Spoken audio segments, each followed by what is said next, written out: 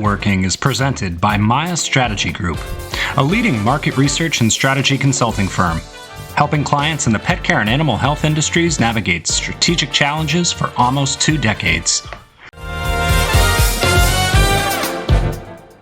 Hello, everyone, and welcome to Pet Working. I'm Peter Kenstead, Vice President and Partner at Maya Strategy Group, and I am here today with a very exciting preview for SuperZoo 2024, bringing back some esteemed guests from previous episodes.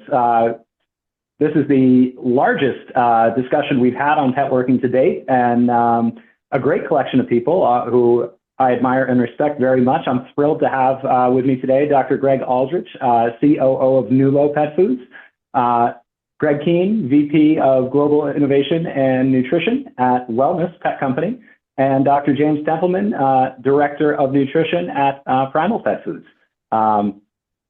These are all thought leaders in the nutrition spectrum in the pet food realm. Their companies have all taken great lengths to bring new innovation and new studies to market in the past year, which we've discussed on previous episodes. We've talked about Primal's Kibble in the Raw and their studies that Dr. Templeman has published in the Journal of Animal Sciences around the benefits of raw and freeze-dried nutrition. Dr. Aldrich and Nulo recently came out with Nulo Gently Cooked and Nulo Cold Pressed, which are also expanding the realm of fresh, frozen, freeze-dried. And Wellness has had freeze-dried inclusions in its food for a long time. And Greg and I talked earlier this year about the steps they've taken to kind of go back and put their entire portfolio through AFCO feeding trials to prove the nutritional value that it can offer and hopefully garner additional recommendation from veterinarians and additional confidence with pet parents. So as we come to SuperZoo, I thought who better than to get these three gentlemen together in a room to talk about what can we expect to see at the conference from a nutrition perspective. What new innovations are they hoping to see, expecting to see, and any teasers they might be able to provide about new things that their companies are going to be showcasing at SuperZoo. It's always great to be in Vegas and to start to mark the end of summer with the SuperZoo conference. But here we are a week before and teeing up some anticipation for what's to come. So without further ado, I will turn it over to the three of you, and if we can just go around and take a few minutes to talk about what you're expecting to see at SuperZoo and what's on the horizon of pet nutrition in your perspective. I'll jump in then. So thank you, Peter, for inviting us, and it's always great to hang out with James and Greg on various projects.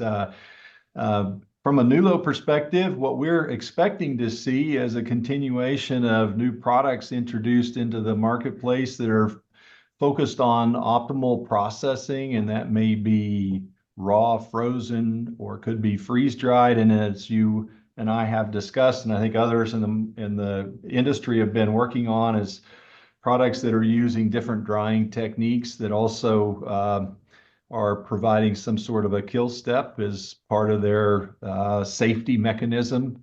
And also what we're trying to focus on are things that are convenient and still shelf stable, so that while the fresh and the refrigerated and the frozen are very popular and continue to grow market share, we also notice that there's some owner fatigue associated with it, and this gives them another alternative.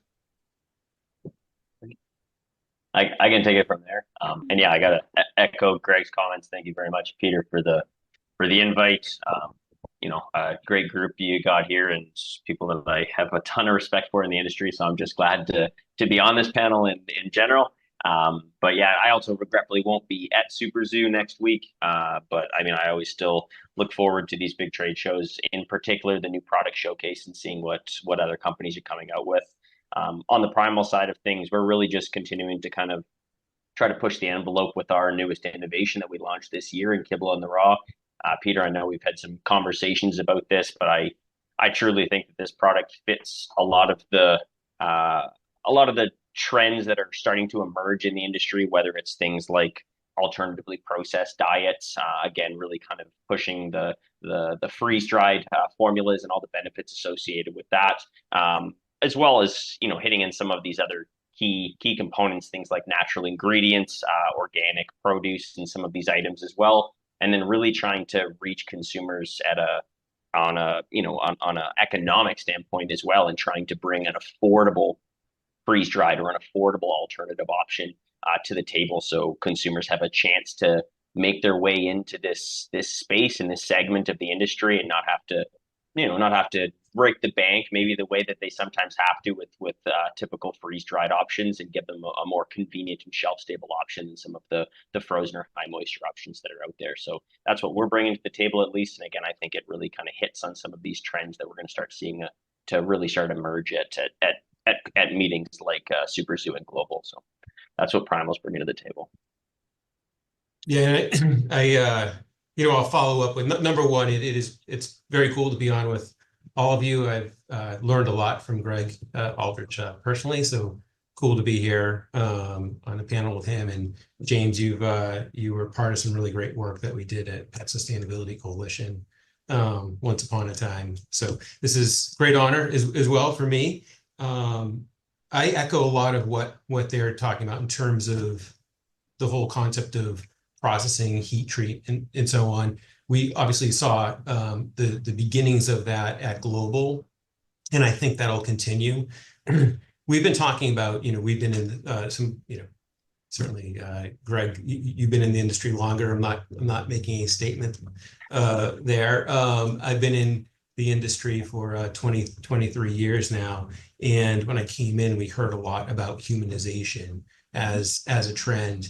And it's amazing because that is continuing, but the stakes keep getting higher and higher and higher in terms of what does that mean in terms of what consumers expect, not just from the health standpoint, but also from the enjoyment, the variety, palatability piece that consumers are now expecting. There's a lot of human part of humanization is that sentiment around, we get bored with the foods we eat if we eat the same thing all the time. So how do we bring that variety and elevate that mealtime experience to pets? And I think that's pushing the industry to really have to sort of in a Venn diagram standpoint, really balance that convenience, affordability, and quality side. Because at the same time, we have this whole backdrop of the last few years with lots of inflation, consumer price index,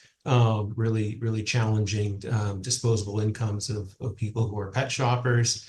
So those expectations it's creating this tension of lots of expectations in terms of what the food looks like, delivers, smells, all of that. But what people are willing and able to pay for is actually probably gone down overall. So I think that's continuing and will continue to be sort of a challenge for the pet food industry. Is how do we meet consumers' expectations at all three of those points? Actually, I feed on that a little bit too. Sorry, Peter. I think that's a really important topic to broach here. The kind of combined efforts between giving them giving our pets a great feeding experience, and also at the same time having affordable options out there. I think the other thing we're going to start to see really emerging in the industry, whether it's at this SuperZoo or in the foreseeable future, is the kind of development of functional ingredients, and really having science backed and science supported, whether it's individual nutrients or components within the diet. I was reading a piece from the Carey Group. I think they surveyed about 1,900 pet parents in 2023, and even in a pretty challenging economic climate, I think about 50% of respondents were willing to pay more for items that have functional ingredients, but also ones that are science supported in nature. So I think that's going to be a big driver, and also maybe something that kind of throws the balance of that. I think you described it as a Venn diagram in terms of how pet parents best want to support the health and wellness needs of their pets, and really trying to find a balance in affordability, and then those value add functional ingredients that can be incorporated in a lot of these pet products as well. So yeah, I think that's a great point, Greg, and just something I kind of wanted to feed off of a little bit there.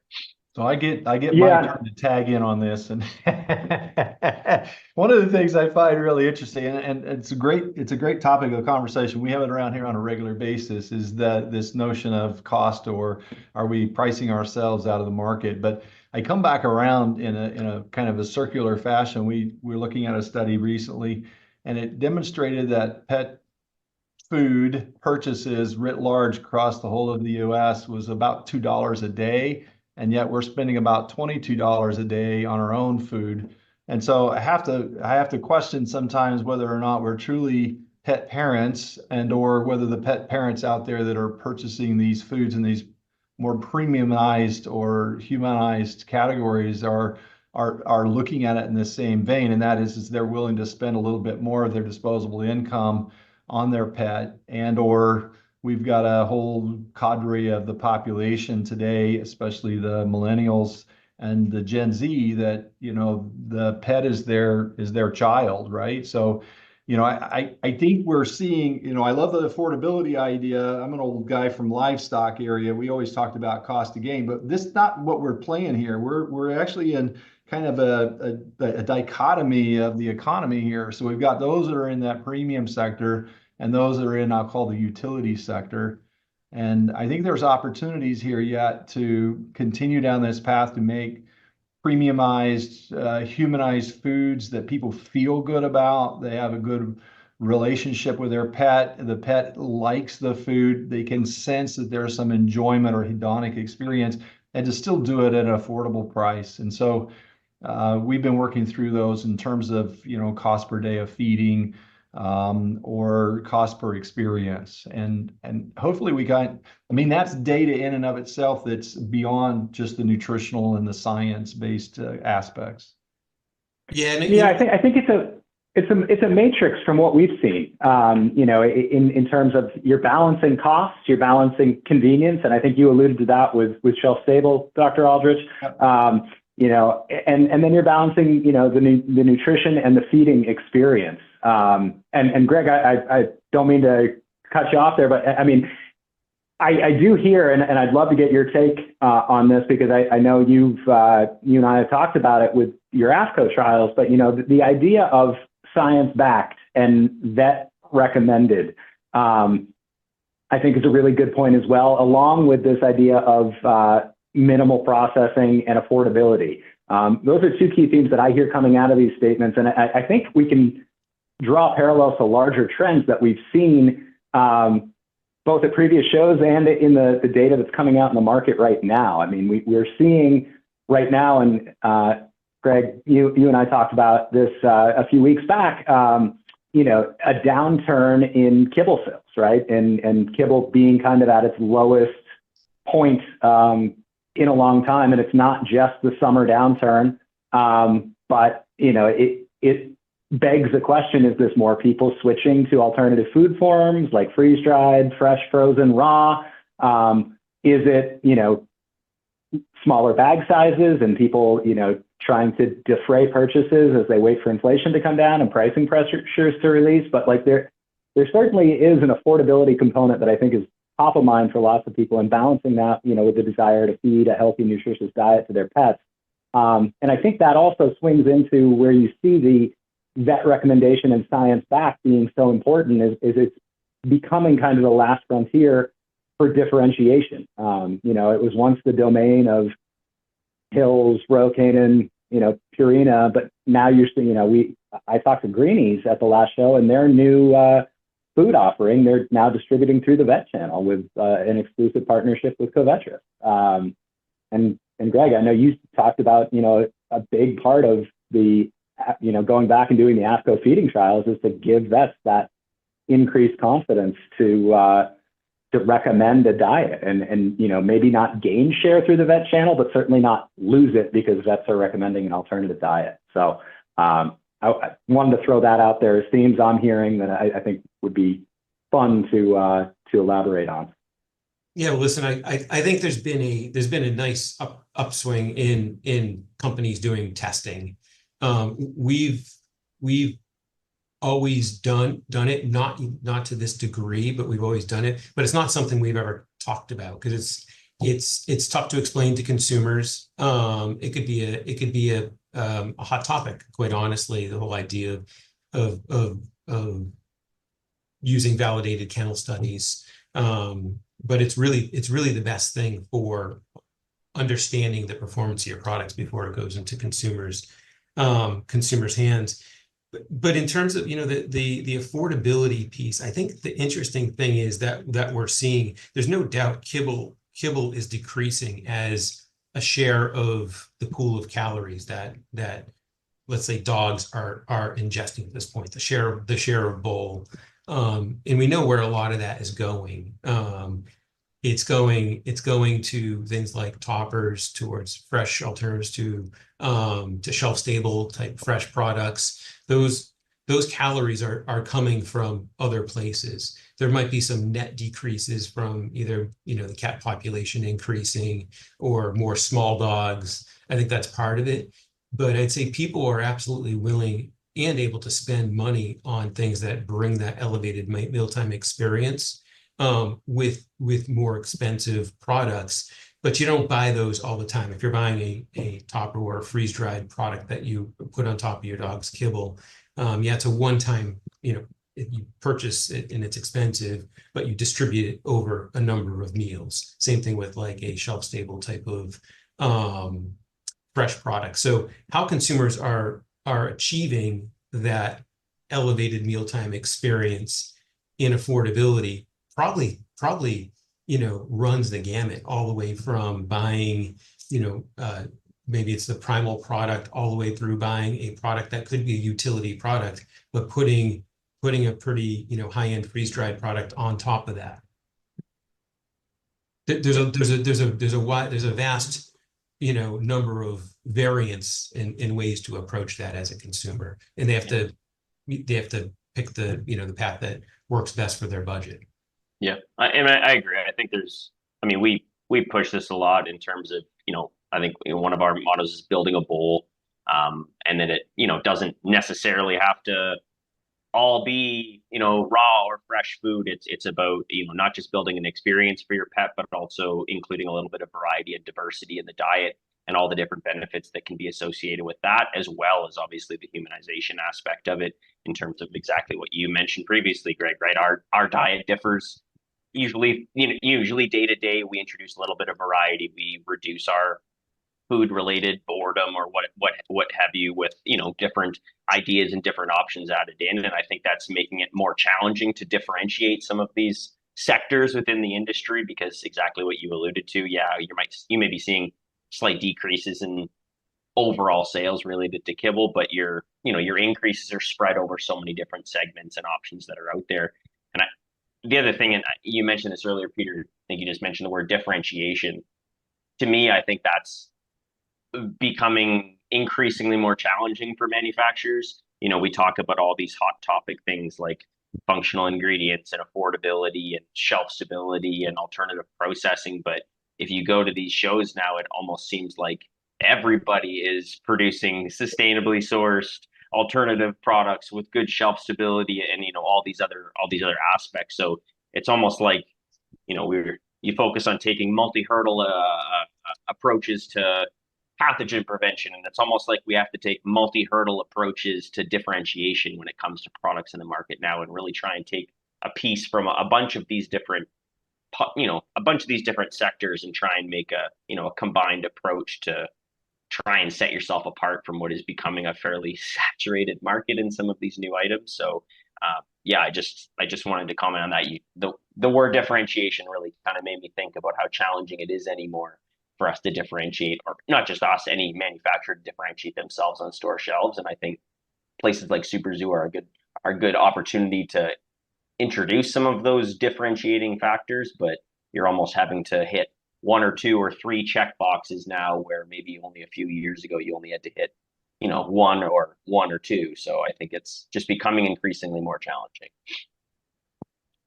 So I'm going to jump in here and talk a little bit about the point that you brought up, Peter, and then you shared it from one of the other guests, is that the kibble sales are relatively flat. And we've been seeing that across a lot of different segments of the business.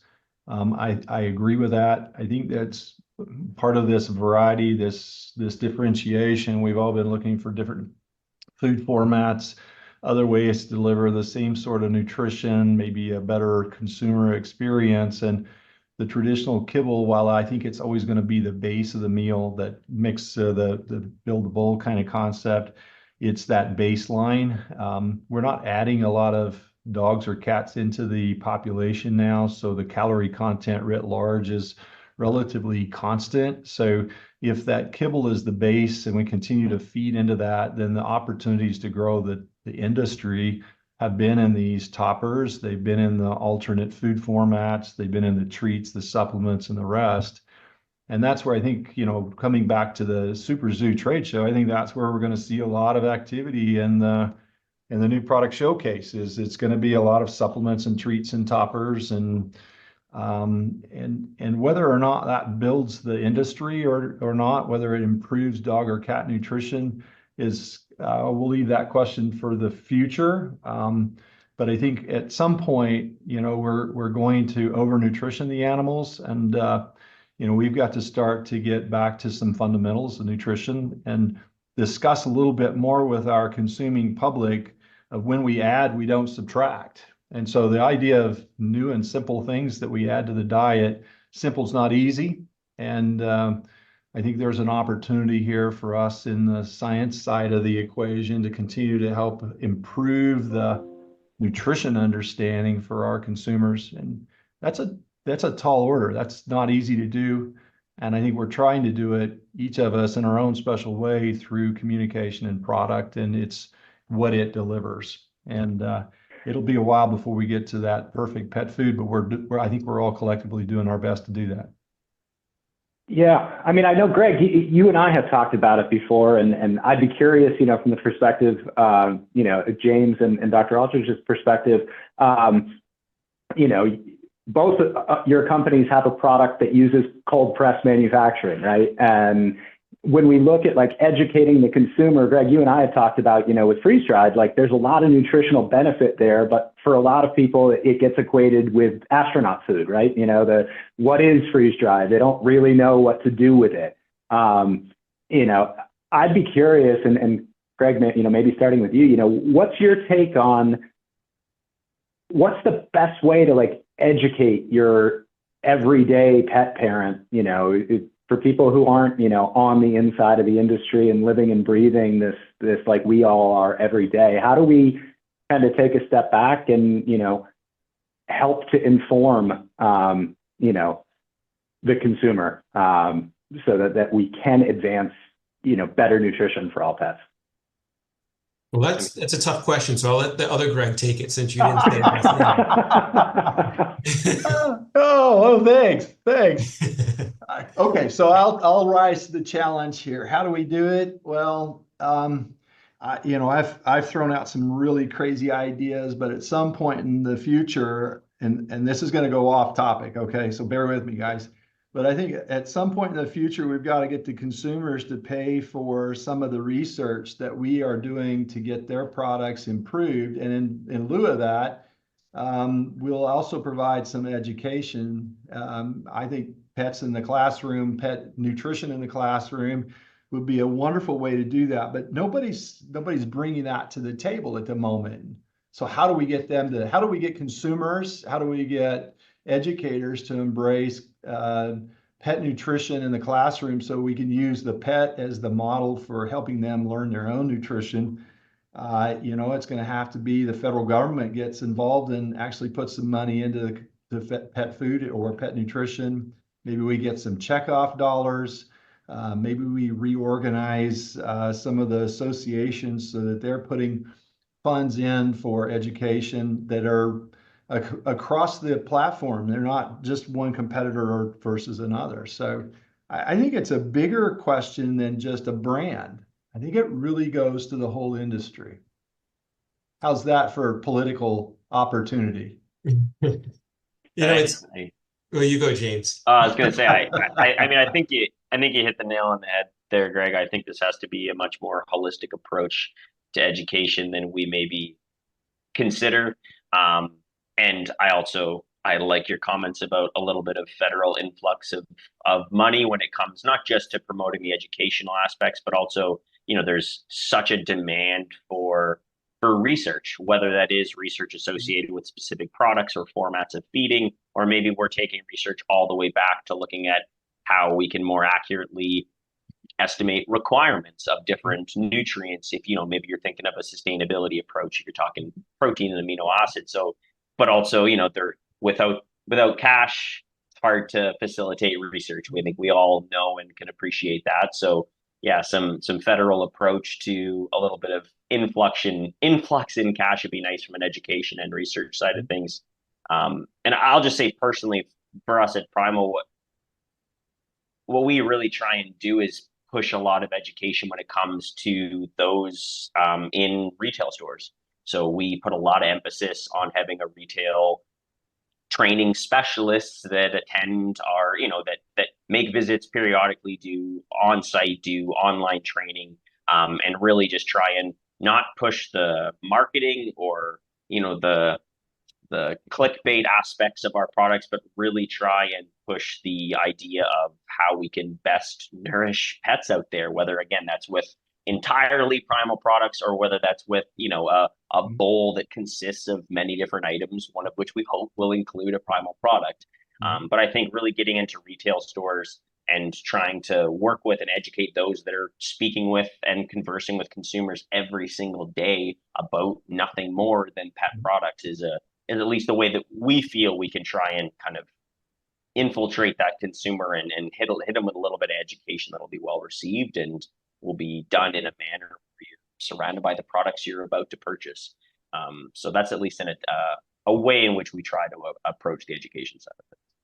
Yeah, listen, I would love nothing more than every pet consumer to be so interested in pet food nutrition that they, spend, their time when they're not working or hanging out with their pet or family or hobbies, that they're doing, nutrition research on pet nutrition. But consumers aren't even doing that on human food, really. I mean, it's a really small portion of consumers that do that. We're geeks, right? I mean, we're software. So this is what we do. We love it. I'm sure we all follow human nutrition trends and research and listen to this stuff and podcasts on our own because we love it. And that's great. And we also love innovating, in this space. But the truth is consumers are really busy. We're busy too. But this is our job. There are consumers that are just really busy. And if you could explain it to them in 140 words or less, then I think they might listen. But I would say a lot of the education, it's really two parts of it. We have to meet consumers where they're at. And if they're on TikTok, then that's where you need to meet them. If it's educating them in 15-second clips and they'll listen to it and get through the whole 15 seconds, then fantastic. But on the base side of it, I think as brands, I would love nothing more than there to be a lot of government funding. But in absence of that, I've said this, to my teams from the very beginning, we have a responsibility when we're feeding cats and dogs complete and balanced nutrition. Of course, there's marketing that has to be involved. We have to tell our story, but the job number one is to get the product right. And ultimately that is conveyed through brand trust over time. Again, I'll say this because no one would know this except for the people that work at Wellness that we did this. But when we introduced a plant-based product a few years ago, that it's no longer on the market because consumers, despite really being interested in sustainability quantitatively, when it comes to sort of voting with the dollars, it didn't necessarily translate. But we kind of looked at this diet and we said, this is pretty novel. We've never made a diet like this before. We're going to put this through a 6-month AFCO feeding trial before we launch this to the market. And that's what we did. And that was more of like an internal sense of responsibility. How do we communicate that to consumers? Without sounding pious or whatever, I don't exactly know, but in the meantime, I'm very content knowing that we will approach pet nutrition the right way and do our best to communicate and build that trust over time. But that's a difficult thing to communicate to consumers. It's really difficult. Yeah, there's a couple challenges, I think that, we make nutrition easy for kids. It's something that we're taught in school, right? There's a table, there's, eat your fruits and vegetables and, X many servings of meat. And, as you have pointed out, Dr. Aldrich, on the episode when we spoke previously and brought up again today, it all comes from the NIH, and, there are federal dollars that go towards that. And it makes it pretty simple to think about, okay, am I checking these boxes? When we're doing it, at a pet level, I think a lot of everyday consumers are challenged to look at pet food packaging and look at a pet food label and understand, the trust just goes to like, okay, somebody's done the research here, somebody's tested this diet, and then it comes, down to the cost and affordability component, right? I think everybody would love to be able to feed themselves, filet mignon and lobster every meal, and to feed their dog, fresh cut salmon and,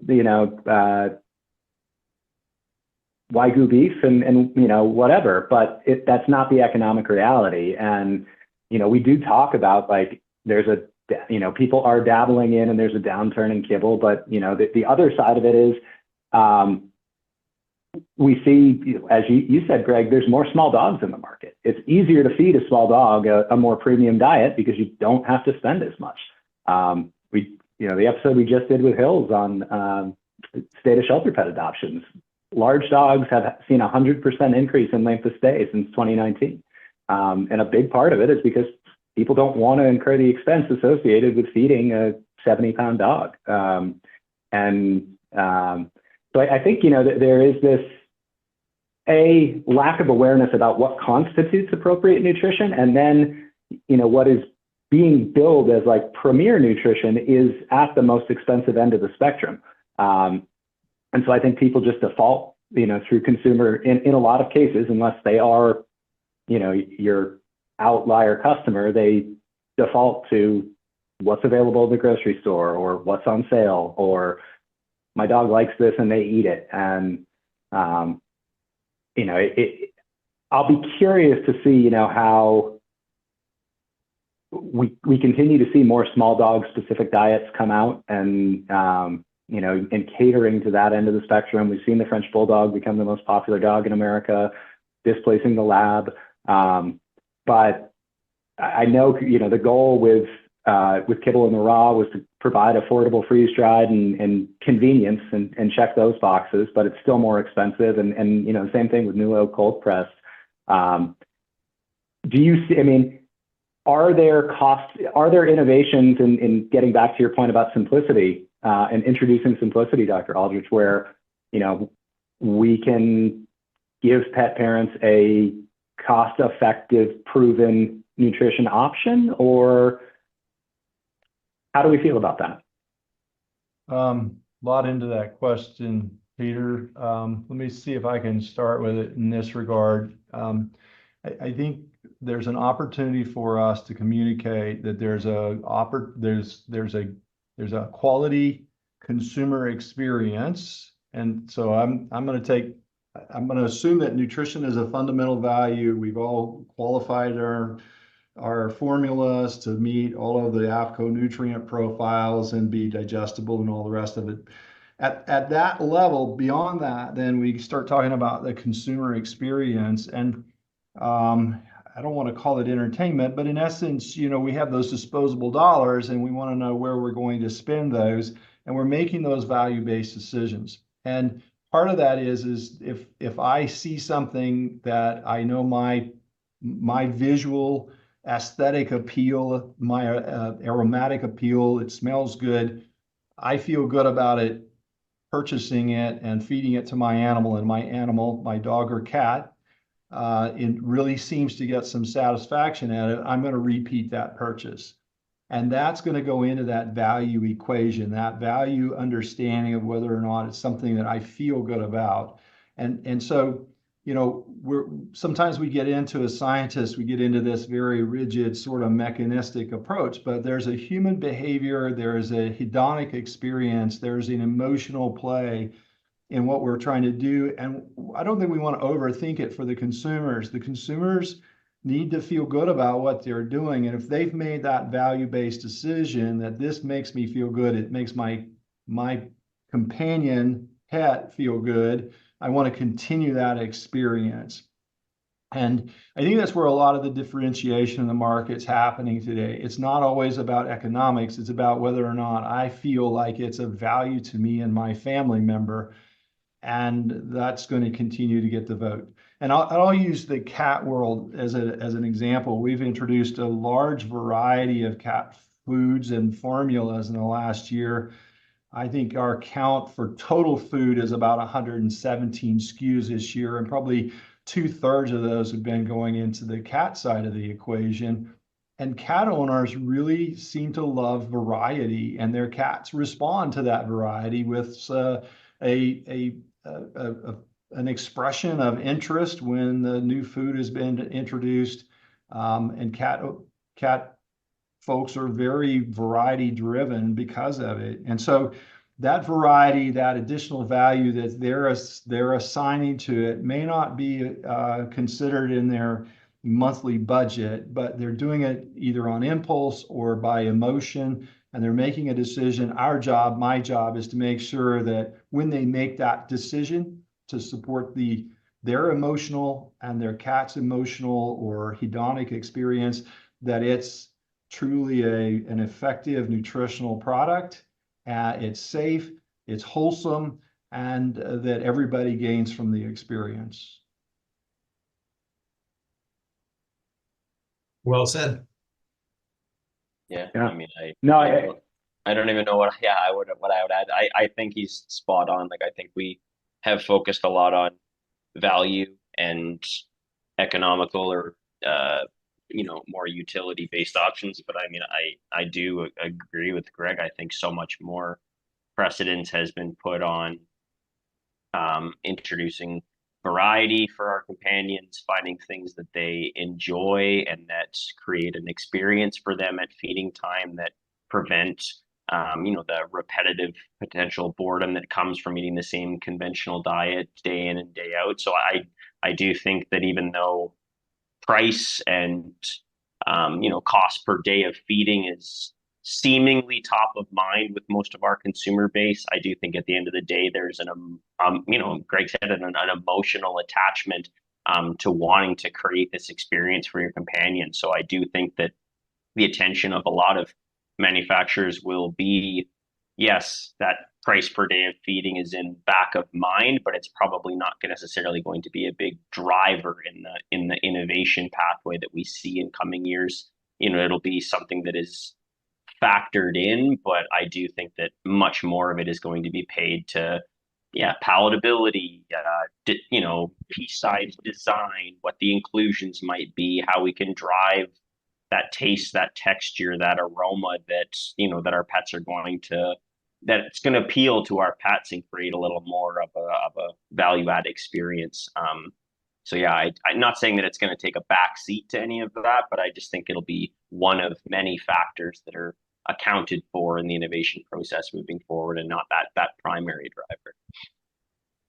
Yeah, and on that, to address the affordability, I mean, there's a pack size, that you could also impact. I mean, we're launching a number of cat products in pouches that are of the size that it gives you all of that great hedonic sort of look, feel, the experiential end for the cat consumer, but you're not going to spend a lot of money to provide that experience. So you still get that wonderful experience as part of your daily regimen, but it's not the complete source of calories as well. So there's I think a lot of brands are approaching it that way, and especially with cats, where portion sizes, it's okay to be smaller and approach it that way. I mean, we saw the advent of like the lickable treats. I mean, that's a really nice size and portion to provide your cat have that really great experience from a taste and a bonding experience. Because let's face it, everyone wants their cat to like them. Even if you have to bribe them into it with something tasty. But that world of cat and element of experience, and I'd add fun as part of that now, especially with Gen Zs. How do you bring that food experience and not just elevate it for the cat, but make it fun to feed your cat with a product that appears fun, looks fun, and also provides great nutrition and great palatability. Yeah, no, I mean, I think, and I know we've talked about, maybe the cost per day in terms of what people are spending to feed their pets doesn't necessarily reflect it. But, I get the same level of satisfaction when Beanie's jumping up and is excited about, me putting something in her bowl that I do when my kids are, asking for a second helping of the dinner that I made. It triggers that same emotional response of like, okay, I did something good for my kid, right? And it is interesting. I have experience using all of your products, but I think the other thing that I will say is that I've heard that definitely true from personal experience is there needs to be variety, because if I feed her the same thing again and again, I've got to switch up flavors, I've got to switch up textures. Part of that, I think, is because she's older and is a senior dog, but like it's still, you don't want to experience that. And I guess to kind of throw it back over, like one of the hot button issues the last several years has been fresh, and I know each of your companies has experience with it in some form or fashion. Primally, you guys do raw, freeze dried, kibble in the raw. Greg, Wellness, got into frozen refrigerated and then exited frozen refrigerated, but clearly you tested that out. Dr. Aldrich, you guys just launched the gently cooked. Where we're in a time where we have the farmer's dog. I feel like every time I turn on YouTube, I get a farmer's dog commercial, and they're clearly popular, but everything I've heard, it's not profitable. Where do you see the debate around, fresh frozen, fresh shelf stable? What do you see? What can we expect? Do we see more fresh shelf stable coming? Or do we see, more of a trend towards a kibble in the raw or Nulo cold press type diet? What are your thoughts there? I think James ought to jump on this one. Yeah, I mean, I can speak to it. It's a challenging perspective for us. I mean, we've been doing raw for 23, I think maybe going on 24 years. So that, that fresh space has been the essence of Primal for a very long time. And the shifts that we've made in our portfolio have been based on trying to infiltrate the market to a greater degree and meet some of those different needs that the consumer base has. I don't see anything but acceleration in the side of fresh or natural or minimally processed pet foods moving forward. I think it's really taken a pretty strong hold in the industry, and consumers seem to be very, they seem to appreciate having those options there, and they do seem to appeal to them, whether it is the marketing pieces of that or maybe the feeding experience on the side of their pet. I don't see that trending downwards at any point in time, but I do think that the complexity is really going to be trying to continuously meet those changing needs of a consumer while having appealing products. Again, when it came to us, I think it was about 14, 15 years ago, introducing into the freeze-dried space, it was because, we felt as though we'd maximized the consumers that were willing to have a chest freezer in their house and thaw patty of frozen product and, and have that experience for their pet. And so we realized there was, a much larger community of people out there that would be willing to offer these fresh options, but maybe didn't have as much room, maybe didn't want to, purchase a bulk box of frozen patties every month, and maybe wanted that more shelf stable option that was a more convenient way of feeding, that came in more appropriately sized package, that also that maybe they had pets that had been, you know, uh, traditionally fed a dry extruded product. So a lower moisture, more shelf stable, fresh option might be more appealing to them. So I don't necessarily think that we're going to see in the near future a downturn in the trajectory of fresh or minimally processed pet foods. I just really think we're going to see a further expansion in the offerings within this category, really to just try and meet as many consumer needs and desires as we possibly can, especially again as we get shifts in the economy, shifts in, there's people living in smaller spaces, less,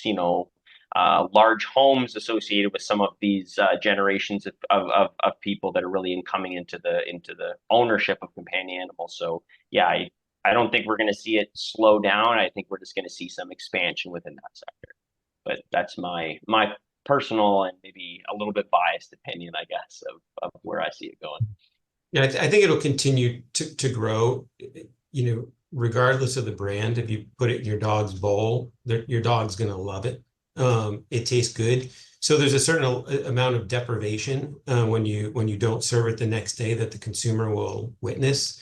In my case, if I give it to one of my dogs for 2 or 3 days, and then you just give her kibble, she may not eat her food for a day or two. She's not happy because she knows there's more where the original stuff came from. I just think the growth will highly likely come with its usage more geared towards a topper. Every data set we looked at, between 75 and 80% of people use fresh products, for instance, as a topper. There are people who have small breed dogs, to the point earlier about affordability, that it's probably most commonly fed as an entire meal or 100% source of calories with small pets. But as you get into medium and large dogs, it's the usage occasion is going to be more geared towards a topper. And I don't see why that will slow down, as James said, at all. I think that'll continue to grow. So if I can jump in here, I think these gentlemen have addressed some really critical points, and I agree. I think it's going to continue to grow, although it's not going to be exponential like it was early when we had a very small base. Mm-hmm. I do think it's really fascinating because in essence, this whole category is going through a lot of different technical gyrations. They're trying to, each of the companies that are in this marketplace and some of the new entries into this category are trying to figure out what is the format, how should I blend it together, how do I make the packaging appealing to the consumer when they're going to the store to purchase or have it home delivered.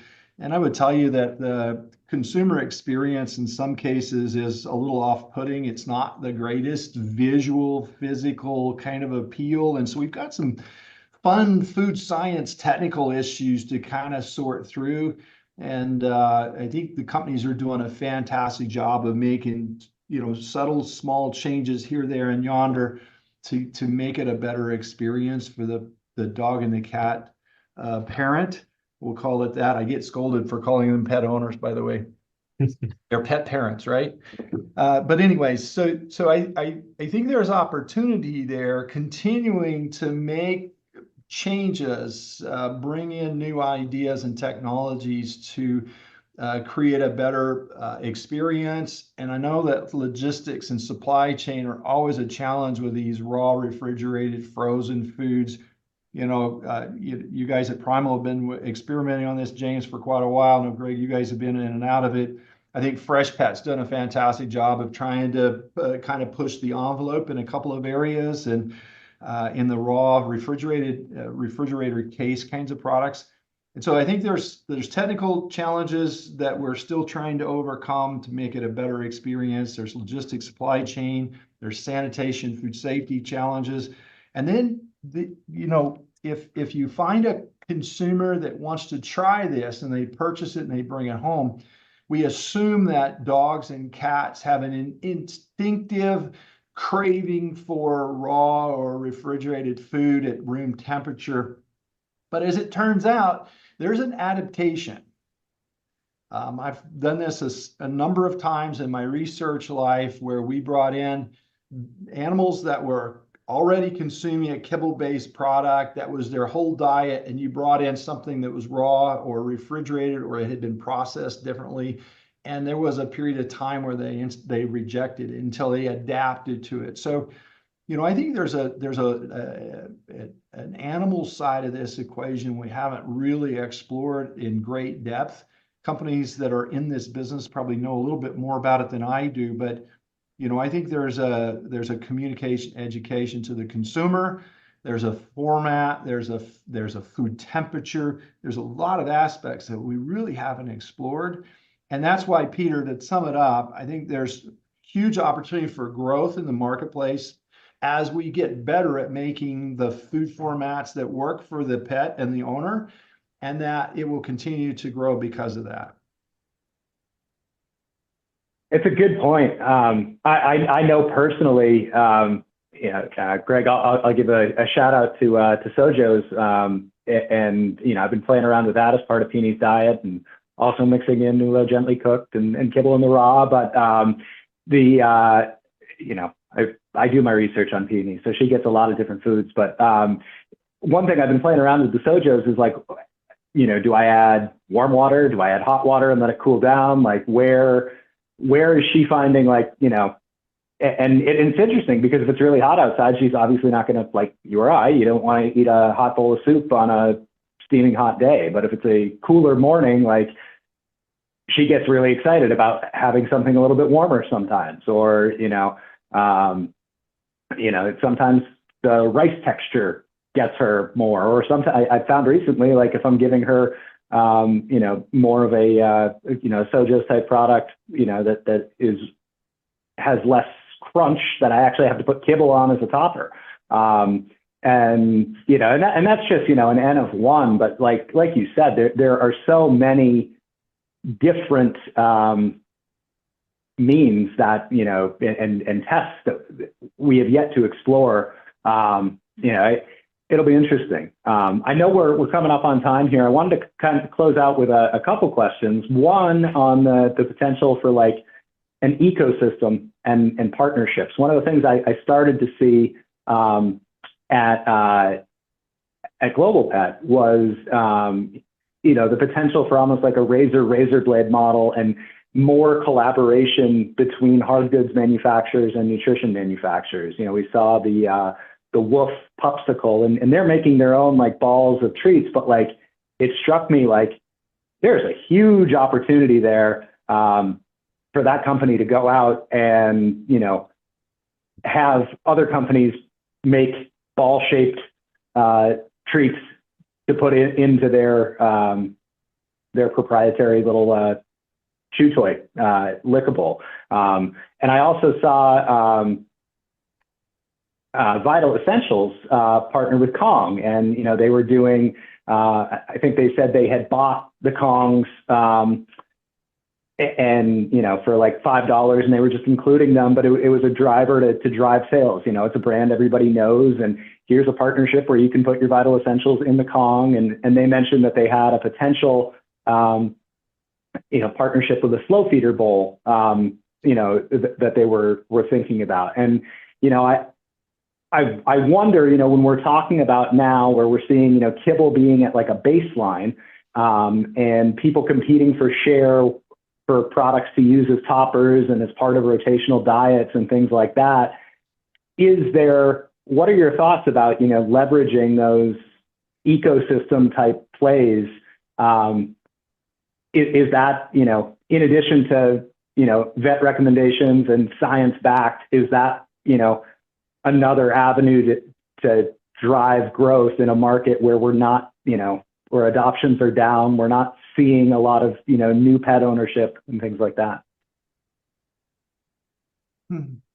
Potentially, we'd have to look at every.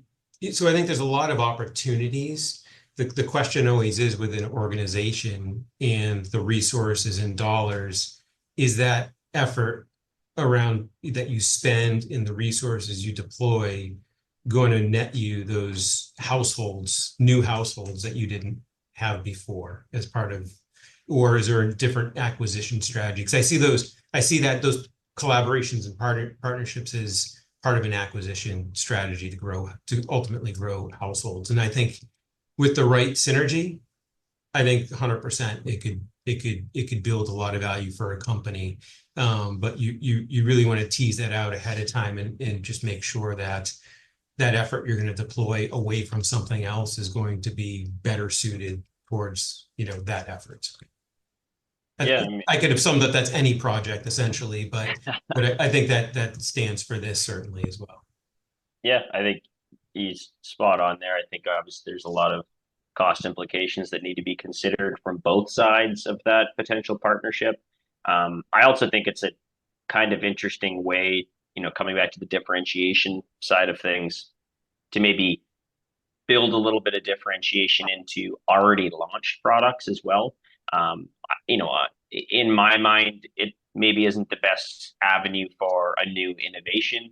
You're maybe taking a little bit of the highlight away from some of those whatever innovative aspects that you've incorporated into a new product, but I could see it as a nice way to potentially drive value and drive some consumers back to previously launched products that maybe you're having a bit of a challenge with maintaining that stake within the market. But yeah, I definitely have to agree with Greg. I think there's, is the juice worth the squeeze kind of conversation that has to be had with a lot of those partnerships, unless they are, like was mentioned, maybe leading to some kind of acquisition within or between those two manufacturers of those two companies. But at least for a potential for value add or differentiation with previously launched products, I think there could be some value there. But yeah, it's a challenging scenario to really compute whether it's worth the cost and worth that additional expense, but something new.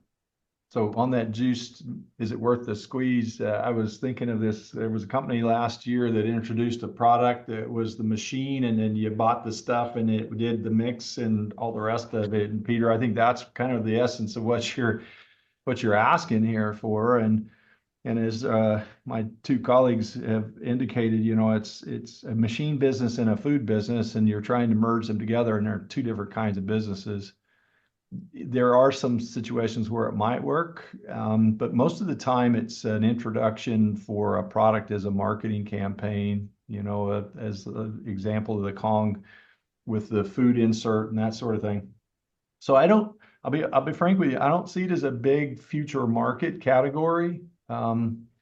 I think there's so many complications with it, and I think the messaging is really difficult because now you've got 2 or 3 competing messages all at once. And so having worked around marketers enough to know that you've got to keep a clear and succinct message to communicate the values of your product to the consumer, and if you confuse them, you lose them. That's a good point. It's a good point. Yeah, I was looking at it from the perspective of, if there is limited, room to grow, where are the avenues that we can take? But at the same time, it is hard to, put out messaging, I guess it feeds, the Kong or the wolf feeds into that hedonistic experience of, seeing enjoyment. And so maybe there's an opportunity there, but at the same time, if you're also trying to communicate a message of nutrition, does that get lost with the message of the fun that your pet is going to have with this, new toy that complements the treat or the food? Yeah. I think there's some opportunities, but beyond treats and some of the novelty items, I haven't seen it become what I'll call a significant movement. That makes sense. Well, I know we're getting, we're pretty much at time. I will close, I think we all have that, one moment each show where, there's that aha wow moment. And I'm always trying to rack my brain and thinking, what would I be really impressed and what would I be super blown away by, to see at the show. And so I guess, in closing, I'll turn it over to each of you. And, what's the one thing that you are really hoping to see at SuperZoo, or, would, pie in the sky just, be that wow moment for you in terms of new innovation at this conference? That's a great question. I was gonna say more celebrity endorsed brands, of course. No. How about That's right. some Olympic We haven't athletes? even mentioned. Yeah. Oh, hey, you can bring Simone over. I think she's done competing, right? That would be Well, cool. she may be there in some sort of representation at our Yeah. booth, so come on by.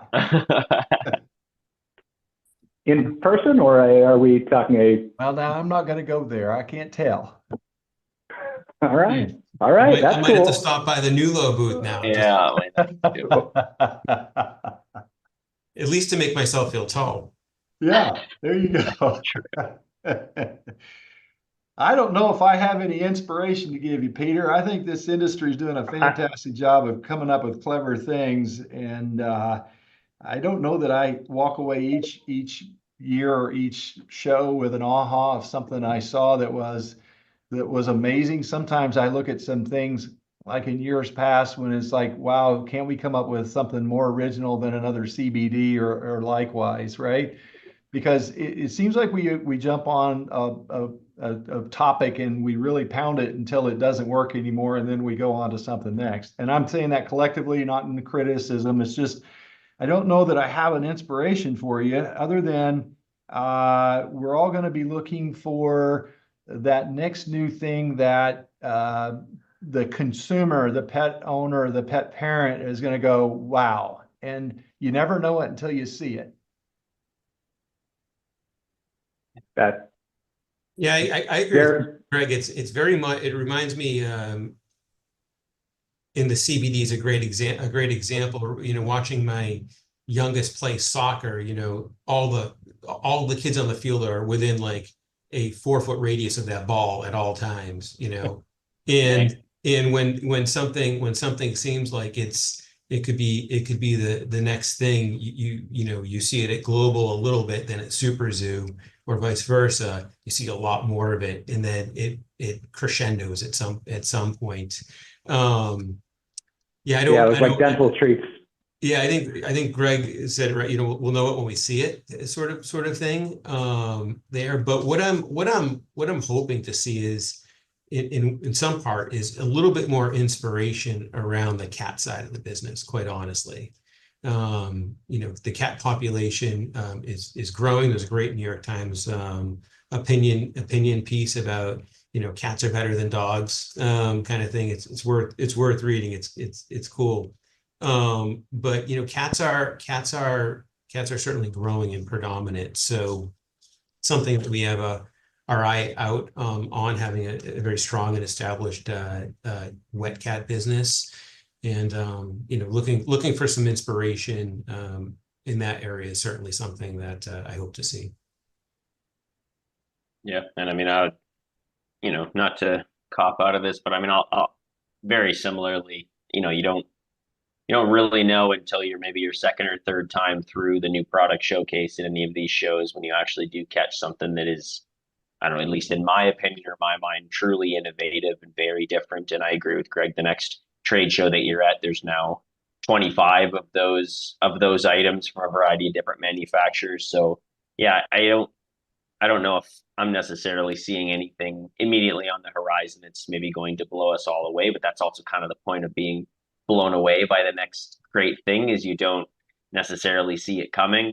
But I, as a cat dad of 3, I do have to appreciate Greg's comment about hopefully seeing a little more expansion in the feline offering side of things. I think that's something that we can all kind of take to heart when we see what's out there on market offerings, and how, little variety there is for our cats as opposed to some of the dogs out there. So I personally also, I think sustainability's taken such a wild ride in the last couple of years and has been such a hot topic, and so much of the efforts on the sustainability side of things have really been paid to packaging and transportation and manufacturing aspects of sustainability. And I would really kind of like to see the next manufacturer, the next product that really takes sustainability to heart when it comes to the nutritional aspects of it. Focusing a little bit more on those alternative proteins, those upcycled items and upcycled products like that. I just think there's a lot more room for growth in the sustainability sector than just packaging and manufacturing and transportation, even though those are kind of hot topics. So, I'd be interested to see maybe the next wow or aha product that comes down the line that really kind of meets the sustainability piece from a nutrition or from a nutrition side of things. So it'd be nice to see, and maybe that would shock me a little bit. Yeah, I would wholeheartedly agree with that. I would love to see, from a sustainable nutrition perspective, more companies leaning into regenerative agriculture. I know we've seen a little bit of it with Canada, but I personally think that is both a nutritional piece and a marketing piece that has yet to be tapped into, certainly in the pet spectrum, and not even really in the human spectrum. So it'd be pretty cool if we started to see that. And I'm also curious to see kind of where we go with longevity. We've started to see some companies dabbling in it. I know, Greg, you and I have talked about, that there's definitely more scientific validation that needs to go into it. But I'm curious to see how many more companies jump on the bandwagon, because, as you all alluded to, it is watching like a game of youth soccer or a school of fish. Everything's chasing the shiny ball, whether it's CBD or a couple of years ago, it was like peak dental treats. I feel like half the new product section was dental treats. I'm curious. I have a hunch that, it's either going to be fresh, shelf stable, or longevity or something like that, where people are jumping on and we see a lot more proliferation of it. So I'll be excited to see when we get there next week, but it'll, hopefully be a good show. And James, I'm sorry, we'll miss you at SuperZoo, but if Simone is there, I'll take a picture with her for you. Okay, thanks. That's great. I want you for scale right there. I'm sure it's cool. And honestly, I'm not overly upset with not having to experience the Nevada heat in the middle of August. So you just walk in a building for 3 days and then reemerge, right? That's true. That's right. You can walk off the plane. It'll be 98 to 100 and something degrees, and then get into a cab and navigate the air conditioned infrastructure of Las Vegas, right? Oh, well, cool. Well, gentlemen, thank you all so much. I think this has been an awesome conversation. Definitely has me excited for SuperZoo next week, especially because hopefully I'm going to get to meet Simone Biles. If I can get her autograph from my daughter, I will be a hero. I'm not going to tell her, though, just in case she's not there. Yeah, this is Peter Kenseth with Petworking on behalf of Dr. Greg Aldrich, Greg Keane, and Dr. James Templeman. Hope you all have enjoyed this discussion of potential nutritional innovation at SuperZoo, and we'll circle back and see what we've learned, following the show, and be on the lookout for updates from the show floor. Thanks again for joining, everyone, and thanks for listening. Yes, thank you. Thank you, Peter. Appreciate it. Thanks, Peter. Yeah, both Greg. You guys. Thank you, guys.